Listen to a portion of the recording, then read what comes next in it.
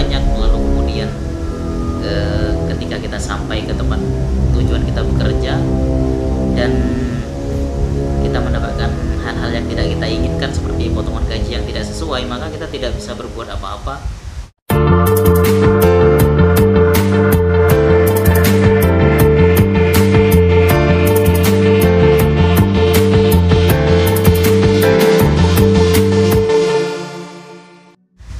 Oke, bismillahirrahmanirrahim. Assalamualaikum warahmatullahi wabarakatuh. Kembali lagi di channel Dharma Ramadan Official. Oke, di video kali ini kita akan membahas dua syarat penting yang perlu kita penuhi sebelum kita memutuskan untuk menjadi TKI ataupun TKW. Jadi bagi teman-teman yang berada di Indonesia ingin merantau ke luar negeri, maka teman-teman harus memenuhi dua syarat tersebut. Yang pertama kita akan bahas mengenai syarat yang pertama, yaitu adalah kesehatan. Nah, jadi teman-teman yang akan merantau ke luar negeri, maka yang perlu teman-teman penuhi adalah kesehatan. Karena ketika kita akan merantau ke luar negeri melalui jalur resmi, maka kita akan diminta untuk medikal ataupun mengecek kesehatan kita, apakah di dalam tubuh kita ada penyakit ataukah tidak. Jadi teman-teman akan diarahkan oleh agensi ataupun orang yang mengurus kita untuk berangkat ke luar negeri untuk medikal ataupun mengecek kesehatan kita. Jadi apabila di dalam tubuh kita sudah tidak ada lagi yang namanya penyakit, maka kita sudah boleh untuk merantau ke luar negeri. Tetapi apabila teman-teman mempunyai penyakit di dalam tubuh teman-teman, maka teman-teman harus melakukan yang namanya perawatan. Jadi teman-teman akan diberikan obat sesuai dengan penyakit yang teman-teman derita. Oleh karena itu, apabila teman-teman mempunyai keinginan untuk merantau ke luar negeri, maka pastikan teman-teman dalam keadaan sehat jasmani maupun rohani. Oke, yang kemudian kita akan lanjutkan ke syarat yang kedua. Syarat yang kedua yaitu biaya, yang mana apabila kita ingin merantau ke luar negeri melalui jalur yang resmi, maka biaya yang dibutuhkan cukup besar sesuai dengan negara yang akan kita tuju. Misalnya negara Brunei seperti yang saat ini aku jalani di sini. Dulu pertama kali masuk ke negara Brunei, dulu membutuhkan biaya kurang lebih 8 juta. Jadi biaya 8 juta itu sudah termasuk biaya medikal dan juga biaya transportasi ke Brunei. Nah, jadi untuk biaya itu sendiri teman-teman bisa menggunakan modal sendiri maupun melalui sistem potong gaji. Tapi untuk modal ini sendiri aku sarankan teman-teman sebaiknya menggunakan biaya sendiri, meskipun itu dengan cara berhutang ataupun dengan cara meminjam, baik itu dengan teman ataupun keluarga sendiri. Karena ketika teman-teman merantau ke luar negeri dengan menggunakan proses berhutang, maka teman-teman kadang-kadang akan mengalami yang namanya kekecewaan.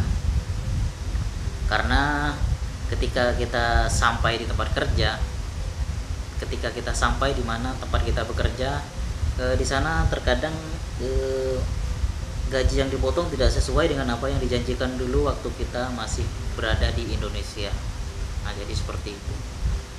Kalau teman-teman menggunakan biaya sendiri, maka teman-teman ketika sampai ke tempat teman-teman bekerja, maka teman-teman tidak akan kecewa karena tidak akan ada yang namanya potong gaji. Kalaupun ketika teman-teman sampai ke tempat bekerja lalu kemudian ada potong gaji, teman-teman bisa menanyakan pemotongan gaji itu dilakukan dalam rangka apa. Nah, jadi seperti itu. Tapi kalau teman-teman bekerja ke luar negeri melalui proses potong gaji, terkadang ketika teman-teman sampai dan gaji tersebut dipotong dan parahnya lagi kalau sampai gaji tersebut kalau sampai pemotongan gaji tersebut tidak sesuai dengan apa yang dijanjikan, maka teman-teman akan kecewa.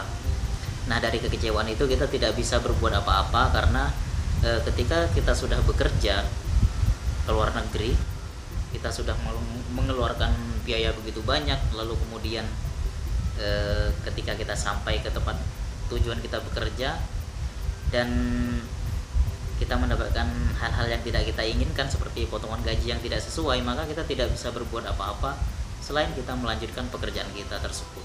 Karena kalau teman-teman memutuskan untuk berhenti atau tidak lagi mau bekerja dengan biaya yang tadi sudah dikeluarkan begitu banyak, apalagi dalam sistem berhutang, maka kita tidak bisa pulang kalau kita masih punya hutang di sini. Kecuali hutang kita sudah habis lalu kita ingin memutuskan untuk pulang karena tidak sesuai dengan apa yang dijanjikan dulu. Tetapi hal tersebut akan merugikan kita sendiri, karena kita juga datang dari Indonesia merantau, itu juga memerlukan banyak sekali yang namanya pengorbanan dan juga waktu serta biaya.